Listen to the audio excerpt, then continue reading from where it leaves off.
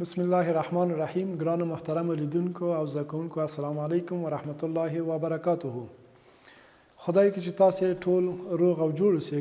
ګرانو زده کوونکو یو ځل زه بیا بشیر احمد ستانکزی د کروي هندارو معرفي موضوع تاسو ته وړاندې کوم. خدای کې چې دغه موضوع نه تاسو ښه ګټه پورته کړئ. ګرانو زده کوونکو موږ تاسو مخکنی درس د متلاقي هندارو په هکله او همدارنګه د متلاقي هندارو زاویې ترمنځ تغییرات چې هغه موږ تاسو مطالعه کړل. هغه فرموله موږ تاسو په کتاب کې راغلی، هغه موږ تاسو ته ثبوت کړ چې د هغه فرمول حفظ کول ډیر اړین نه و چې تاسو هغه باید حفظ کړئ، خو ښه ده چې لږ کار پرې وکړئ چې د ثبوت طریقه یې زده کړئ څنګه ثبوتیږي.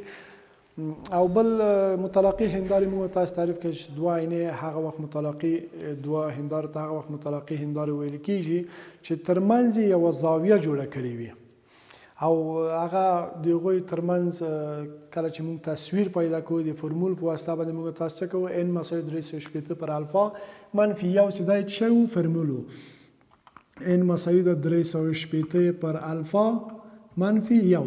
دغه فرمول په واسطه باندې موږ تاسو د کروي بخښنه غواړم د متلاقي هندارو ترمنځ د تصویرونو تعداد چی کوو پیدا کوو. نو ګرانو زده کوونکي د موږ تاسو نننۍ موضوع کروي هندارې دي. موږ تاسو کروي هندارې داسې تعریفوو. کروي هنداره هغه هنداره ته ویل کېږي چې انعکاس ورکوونکې سطحې د داسې تشې کرې یوه برخه وي چې داخلي یا خارجي سطح شوی صیقلي یا صیقلي وي یا سطح شوی داخلي سطح صیقلي وي. کروي هنداره هغه هنداره ته ویل کېږي چې انعکاس ورکوونکې سطح د داسې یوې تشې کرې یوه برخه وي چې داخلي یا خارجي سطح شوی صیقل شوی وي. اوس ګرانو زده کوونکو که چیرې د کرې داخلي سطح صیقل شوی وي، که چیرې داخلي سطح شوی وي، موږ داسې شی لرو فرض وکړئ دا یو کره ده. ګرانو زده کوونکو موږ تاسو ویلی چې کروي هندارې هغه هندارې ته ویل کېږي چې انعکاس ورکوونکې برخه د تشې کرې یوه برخه وي چې داخلي یا خارجي سطح شوي صیقلي وي. داخلي یا خارجي سطح صیقلي. اوس که چیرې ګرانو زده کوونکو خارجي سطح جیوه وي، خارجي سطح شوي فرض کوو دغه کره د نیمایي چی کوو، نیمایي نه صرف نظر کوو. که چیرې دغه کره دغه نیمه کره مونږ په نظر کې ونیسو چې څه شی داخلي سطح شوي، داخلي سطح انعکاس ورکوونکي یا منعکس کوونکي وي یا صیقلي وي. دغه کروي هغه ته وبخښئ دغه کروي هندارې ته موږ تاسو څه شی وایو؟ مقعره کروي هنداره وایو. څه شی وایو؟ مقعره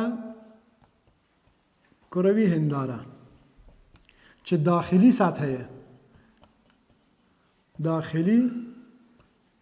سطح صیقلي وي. که چیرې د مقعره کروي هنداره که چیرې د یو کروي هندارې داخلي سطح صیقلي وي نو دته موږ مقعره کروي هنداره وایو. او که چیرې د یو کرې خارجي سطح که چیرې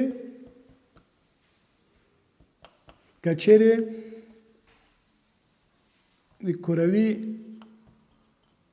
هندارې خارجي سطح صیقلي وي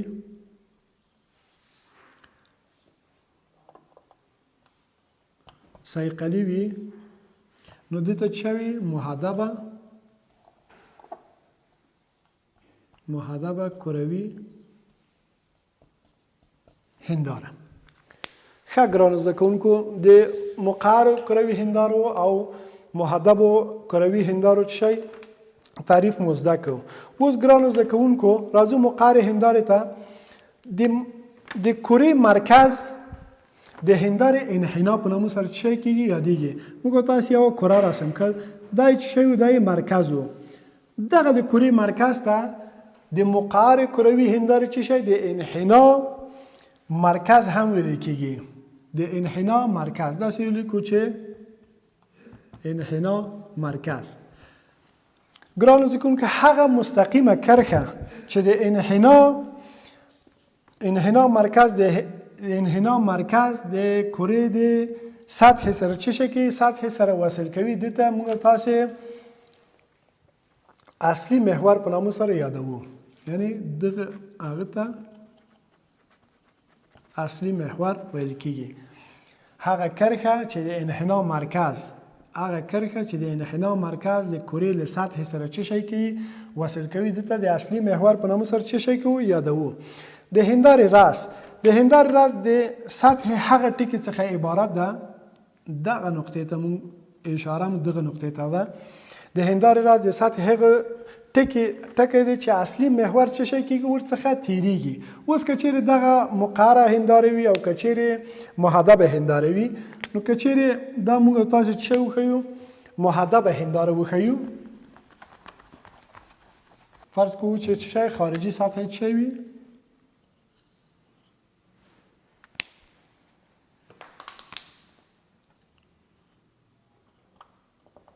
خارجي سطح یعنی هغه ټکی چې اصلي محور لغه څخه تیریږي د څه شی د کرې راس په نامه سره څه کیږي یادېږي نو ګرانو زده کوونکو دغه د انحنا مرکز اصلي محور او د کرې راس دا تر ټولو ډیر اهم موضوع ده چې تاسو په دې باندې پوه شئ اوس راځو دې ته ګرانو زده کوونکو کچېرې یو وړانګه کچېرې په کروي هندارو باندې یو ګډې وړانګه په موازي توګه څه شی وکړي په د اصلي محور سره موازي په څه شی په هنداره باندې ولګیږي او دا هنداره مو څه شي دا هنداره مو مقعر وي یعنی داخلي سطح څه شي منعکس ورکوونکی وي کله چې اصلي محور سره موازي وړانګه په څه شي په هنداره باندې ولګیږي منعکسه یو ټاکلي نقطې څخه څه شي کېږي تیریږي چې دغه نقطې ته موږ تاسو د څه شي په نامه سره یادو د محراق په نامه سره د څه شي په نامه سره د محراق په نامه سره یادېږي او دغه فاصله چې د محراق نه تر د کرې یا د هندارې تر راسه پورې دغه ته موږ تاسو څه شي وایو محراقي واټن په نامه سره څه شي کېږي محراقي واټن په نامه سره یادېږي ګرانو زده کوونکو په کروي هندارو کې هم انعکاس قوانین څه شي کې انعکاس قوانین صدر کوي موږ تاسو په انعکاس قوانین کې دا ویلو په کومه زاویه باندې یو جسم په یو جسم باندې نور شعاع واردېږي په هغه زاویه باندې برته څه شي کې برته منعکس کیږي دلته هم هغه قانون ده کله چې نور وړانګې د کرې د اصلي محور سره موازي د کروي مقعر هندارې په یو سطح باندې ولګیږي نو هغه له ټاکلې نقطې څخه تیریږي چې هغه ته موږ تاسو محراق ویل که چیرې موږ دغه ته نارمال ورته رسم کو دغه زاویه مساوي له چی سره مساوي له د بل آی مساوي له چی سره ده مساوي له آر سره ده که چیرې نور وړانګې د مقعر کروي هندارې له مرکز انحنا څخه تیر شي یعنی دغه حالت شی ولري دغه حالت ولري نو د منعکسه هم څه ده منعکسه هم پامدغه مسیر ده دغه د مرکز یا د انحنا مرکز نقطه چې دغه په مستوي هنداره کې موږ تاسو د نارمل په نامه سره څه شي کوو نارمل په نامه سره یادوو چې دغه خپل برته پامغه مسیر باندې چې لګیدل پامغه مسیر باندې څه شي کې پامغه مسیر باندې برته منعکس کیږي ښه ګرانو زده کوونکو دغه که دغه نقطې ته موږ سی وښیو دغه نقطه چې موږ تاسو محراق په اف وښیو او دغه نقطه په چی شي وښیو په اس وښیو نو سی اس فاصله ته واټن ته سی اس فاصله ته انحنا فاصله همداسې اف اس ته ګرانو زده کوونکو موږ محراقي واټن وایو نو ګرانو زده کوونکو اوس که چیرې په یو مقعره هنداره کې وارده وړانګې څه شی کو وارده وړانګې رسم کړو موږ تاسو دوه دانې باندې څه شی کو دوه دانې باندې خو پوه شو کله چې نور وړانګې څه شي سي د اصلي محور سره موازي په هنداره باندې ولګیږي منعکسه یو ټاکلې نقطې څخه تیریږي چې هغه څه هغه محراق دوم حالت دا و که چیرې نور وړانګې د کروي مقعر هندارې نه د راس نه وبخښئ د انحناء مرکز نه تیر شي بیرته په همغه مسیر باندې څه شي کېږي، په همغه مسیر باندې منعکس کېږي. او اوس که چیرې یوه وړانګه راسي د مقعر کروي هندارې په راس باندې ولګېږي، په کومه زاویه باندې چې لګېدلې په همغه زاویه باندې بیرته څه شی کېږي، بیرته منعکس کېږي. یعنی هر یو جلا جلا تاسو ته زه رسموم ګرانو زده کوونکو. کله چې نور وړانګې مقعره هنداره باندې د اصلي محور سره موازي شوي کې ولګېږي، هغه له ټاکلې نقطې څخه تېرېږي چې دې نقطې ته موږ څه شی ویلې، محراق ویلو. دا یې منعکسه و. که دا اس وښیو دا سی. ښه که چیرې ګرانو زده کوونکو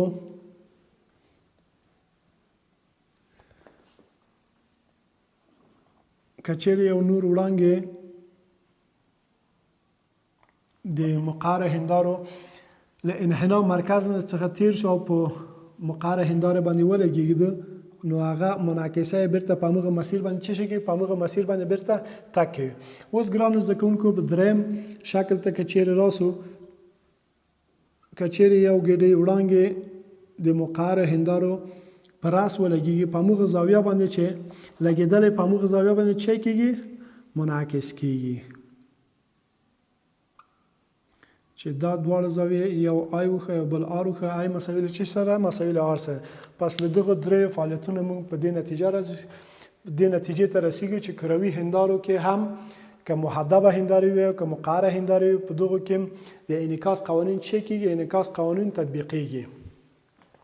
ګرانو زده کوونکو په مقعرو هندارو کې محراق چې دی اصلي محراق دی، محراق اصلي دی ځکه هغه د مقعر هندارې مخې ته پروت ده. او محدبو هندارو کې چې دی ګرانو زده کوونکو هغه بیا څه شی ده، هغه بیا د هندارې شاته پروت دی. کله چې نور وړانګې یو ګېډۍ وړانګې په موازي توګه په هنداره باندې ولګېږي، بیرته څه شی کېږي، بیرته منعکس کېږي. که چیرې موږ دغه منعکسې ته موږ تاسو امتداد ورکړو، دغه په یو نقطه کې د هندارې شاته یعنی مجازي توګه څه شی کېږي، یو سره لګېږي او اصلي محور سره څه کېږي، قطع کېږي، چې دغه ته موږ د محراق په نامه سره یادوو. او په محدبو هندارو کې محراق څه شي ده، محراق مجازي دی.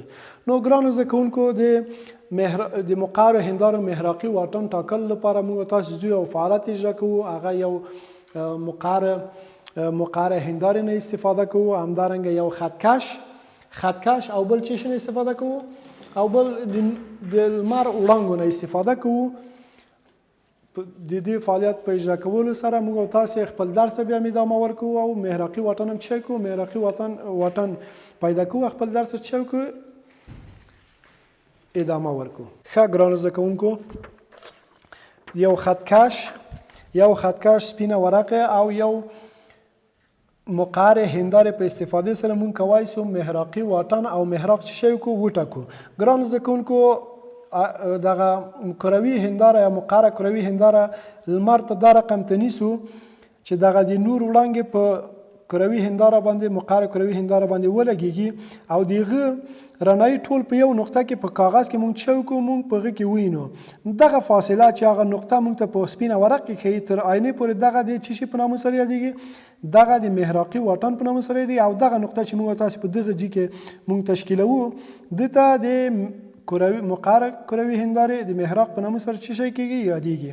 دې تجربې نه ګرانو زده کوونکو مونږ څه شی لاسته راوړل، یو خو د مقعرو کروي هندارو څه شی هم لاسته راوړل، دغه محراق هم پیدا کړ. محراق په کومه نقطه کې تشکیل، یو موازي شعاعات راغله په کروي مقعره هنداره باندې ولګېده او وروسته له هغه نه یو نقطې نه تېر شو، دغه نقطې ته موږ تاسو څه ویله، محراق ویله. او دغه فاصله چې دغه آینې نه یا کروي مقعره هندارې نه تر دغه کاغذ پورې هغه نقطه ده، دغه فاصلې ته موږ تاسو د محراقي واټن په نامه سره یادوو. ښه ګرانو زده کوونکو، نو دا و د موږ نننۍ موضوع چې کروي هندارې معرفي و، دغه محراق او محراقي واټن فاصله و چې موږ تاسو په عملي توګه ترسره کړل. تر بیا چې زه بشیر احمد ستانزی تر بل موضوع تاسو ته دروړاندم، تاسو په لوی او بخښونکي خدای سپارم. ښاد او بریالي اوسئ. د الله په امان.